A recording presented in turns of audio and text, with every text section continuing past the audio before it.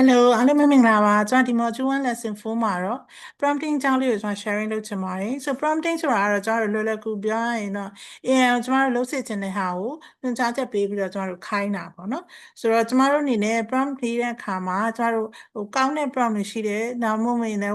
အားနည်းတဲ့ prompt တွေရှိတယ်ပေါ့နော်ဥပမာ weak prompt ဆိုတာတော့ကျွန်တော်တို့ဘယ်လိုမျိုးလဲဆိုရင်ဥပမာကျွန်တော်တို့ကသင်တန်းကျောင်းဖြစ်တဲ့အတွက်ဒီ Python for Kids programming သင်တန်းကျောင်းကိုရေးပေးပါဆိုပြီးကျွန်တော်ခိုင်းလိုက်တယ် chatbot တွေကို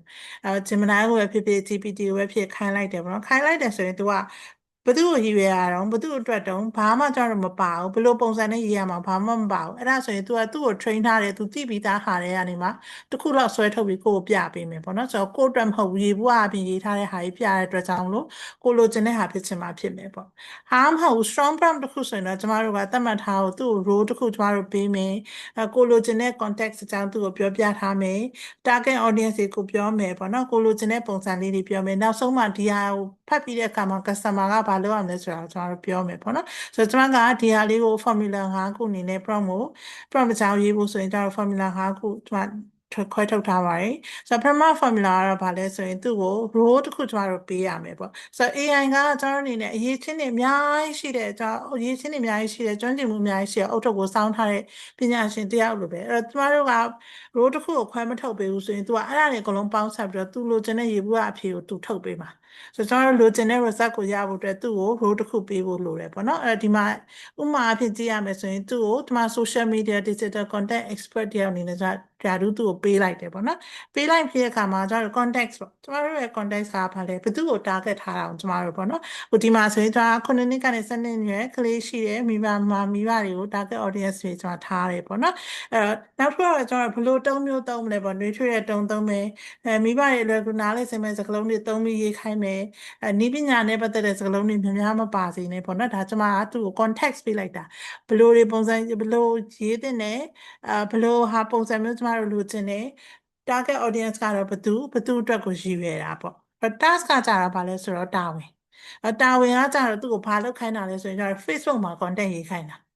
Facebook မှာ content ရေးခိုင်းတာဘာကိုရေးရမှာလဲဆိုရင် Python for Kids ဆိုတဲ့သင်တန်းအတွက်ကိုရေးရမှာပေါ့နော်ဒါကသူလောက်ရမယ့် context ပေါ့နော်ဆိုတော့နောက်တစ်ခုကတော့ကျတော့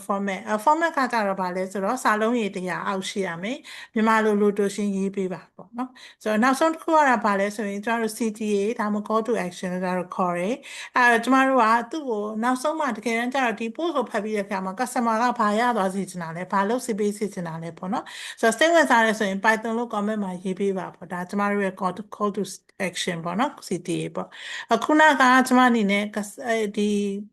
chatbot ကိုကျမတို့ခိုင်းလိုက်တယ်ပေါ့နော်ခိုင်းလိုက်တော့ခုနအတိုင်းပဲကျမတို့ခိုင်းလိုက်တော့သူကဒီလိုလေးကျမတို့ပြင်ပေးတယ်အပြင်ပေးတာကဘာလဲဆိုရင်သူ content 3မျိုးကျွန်တော်ရေးပေးတယ် option 1မှာကျတော့သူက future skill ပေါ့အနာဂတ်မှာကလေးတွေတက်တဲ့နဲ့အဲ skill တစ်ခုအနေနဲ့ကျွန်တော်ကိုဒီ angle ကနေပြီးတော့ဒီ shooter အနေနဲ့ကျွန်တော်ရေးပေးတယ်နောက်တစ်ခုကတော့ဒါပြဿနာဖြေရှင်းနိုင်စွမ်းပေါ့နော် problem solving တက်နိုင်တယ်အဲဆိုတော့ဒီဟာနဲ့ပတ်သက်ပြီးတော့ကျွန်တော်အဲ့ approach ကနေပြီးတော့ရှင်းကပ်နည်းကနေကျွန်တော်ရေးပေးတယ်နောက်ဆုံးတစ်ခုကတော့ fun learning အနေနဲ့ရေးပေးတယ်ပေါ့အဲ့ option 3ခုရှိတယ်ပေါ့နော် option 3ခုမှာကျွန်မကြိုက်တဲ့ဟာအဆင်ပြေတဲ့ဟာကျွန်မရွေးလို့ရမယ်ပေါ့နော်ဆိုတော့အဲ့ဒီကနေရွေးပြီးတော့ကျမတို့ねသူ့ကိုပြင်ခိုင်းလို့ရတယ်ပေါ့နော်ပြင်ခိုင်းရင်ဒါဆိုရင်သူကဒီပေါ်မှာမူတည်ပြီးတော့ကျမတို့ကိုရွေးပေးမှာဖြစ်တယ်ပေါ့နော်ဆိုတော့အဲ့တော့ကျမတို့ကဒီ prompting formula လည်းရပြီကျမတို့ရေးလိုချင်တဲ့အပိုင်းတွေလည်းသူရေးပေးပြီပေါ့နော်ရေးပြီးတဲ့အခါမှာကျမတို့နေဘာလုပ်ရမလဲဆိုရင်ကျမတို့လုံးတင်တဲ့ဟာပေါ့လုံးတင်တဲ့ဟာကတော့ခုနကပြောလို့ပဲ role တစ်ခုကျမတို့သူ့ကိုပေးတင်တယ်အဲ့တော့နောက်တစ်ခုကကြတော့ကျမတို့တာဝန်ကိုသူ့ကိုတိတိကျကျပေးရမယ်ပေါ့နော်ဘာအတွက်တုံးဘယ်သူအတွက်တုံး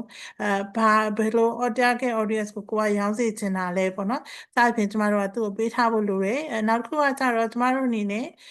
သူ့ကို context ကျမတို့ပြောဖို့လိုတယ်ပေါ့နော် context ကျတော့တိကျပြောဖို့လိုတယ်နောက်တစ်ခုကဘယ်လိုပုံစံနဲ့လိုချင်တာလဲ format ပြောလို့ရတယ်နောက်တစ်ခုကတော့ iterate and refine ပေါ့အဲ့တော့ဟို prompting ကောင်းတဲ့ prompting တွေကကျွန်တော်တို့အနေနဲ့တစ်ခါတည်းနဲ့ကျွန်တော်တို့ဟိုမကျင့်တတ်သွားနေပေါ့နော် AI ကိုကျွန်တော်တို့ကထုတ်ခိုင်းလိုက်တယ်ကျွန်တော်တို့လိုချင်တဲ့ prompt formula လည်းသုံးလိုက်ပြီ AI ကအဲ့ဒီတိုင်းထွက်လာတယ်ရေးလာတယ် option တွေတော့ပေးထားတယ်ပေါ့option တွေအကုန်လုံးကိုဖတ်ကြည့်ပါဖတ်ကြည့်ပြီးတော့မှကျွန်တော်တို့လုပ်ငန်းနဲ့တင့်တော်မယ်ကျွန်တော်တို့လိုချင်တဲ့ information ပေးချင်တဲ့ information ကိုရမယ် customer ကလည်းဒီဟာကိုဖတ်ပြီးရင်စိတ်ဝင်စားမယ်လို့အဆင်ပြေဆုံးဟာကိုကျွန်တော်တို့ရွေးဖို့လိုတယ်ပေါ့နော်အဲ့တော့ပုံမှန်အဖြစ်တော့ prompt ကောင်းတဲ့ prompt တစ်ခုက code prompt တစ်ခုကကျွန်တော်တို့အနေနဲ့တစ်ချိန်တည်းနဲ့ကျွန်တော်တို့ဘာမှမပြီးသွားဘူးဆိုတော့ကျွန်တော်တို့ကပြန်ပြီးတော့ ခုနလို analyze လုပ်ပြီးပြန်သုံးသပ်စစ်ဆေးပြီးတော့ကျွန်တော်ပြန်ပြင်လို့ရတယ်ပေါ့နော်ဆိုတော့မလုံးသင့်တာတွေကတော့ကျွန်တော်ခုနလိုပဲ general အနေနဲ့မပြောသင့်ဘူးရှေ့ဘုရားဆန်တဲ့ဟာတွေ context မပါဘဲမလုပ်သင့်ဘူးပေါ့နော်နောက်တစ်ခုကတော့ကျွန်တော်အနေနဲ့ကျွန်တော်ခိုင်းကျင်စောတွေများပြီးတော့အဲ့ညွှန်ကြားချက်တစ်ခုထဲမှာပဲအများကြီးရှောက်ပြီးတော့ထည့်စီချင်တာအဲ့ဒါမျိုးတွေလည်းမလုပ်သင့်ဘူးပေါ့နော်ဆိုတော့ तू က content ရေးတဲ့ဟာကျွန်တော်လူရင်းကိုမရောက်ဘဲနဲ့လဲပြီးတော့အကုန်လုံးအများကြီးနဲ့ तू ရှုပ်ကုန်နေမယ်ပေါ့နော်နောက်တစ်ခုကတော့ကျွန်တော်အနေနဲ့ output ကိုကျွန်တော်ဘယ်တော့မှသူကပေးလိုက်တဲ့ဟာကိုဘယ်မှကျွန်တော်တို့ကတစ်ချိန်တည်းနဲ့မပြီးတော့เนาะ review ပြန်ပြန်လုပ်တင်တယ်သူ့ကိုအများနဲ့ improve ဖြစ်အောင်လုပ်ပေးပါထပ်သုံးပေးအောင်ထပ်ရေးပေးအောင်ထပ် example တွေပေးအောင်ဆိုပြီးတော့ကျွန်တော်တို့အားမနာတမ်းခိုင်းမှုလိုတယ်ပေါ့နော်နောက်ကတော့ AI ကရေးပေးတာပဲအားလုံးတိကျတယ်ငါလည်း prompt formula ကိုသုံးထားတာအကုန်လုံးအကောင်းဆုံးထွက်လာမယ်လို့ကျွန်တော်မမျှော်လင့်နဲ့ခုနကလိုပဲကျွန်တော်ပြောလို့ပဲနှစ်ခါသုံးခါတော့ကိုကအနည်းဆုံးပြန်ပြီးတော့ပြင်သင့်တယ်ပြန်ပြီးတော့ကြည့်သင့်တယ် option တွေကိုပြန်စဉ်းစားသင့်တယ်ပေါ့နော်ဒီဗီဒီယိုလေးမှာတော့ဒီလောက်ပဲ share ချင်ပါတယ်ကျေးဇူးတင်ပါတယ်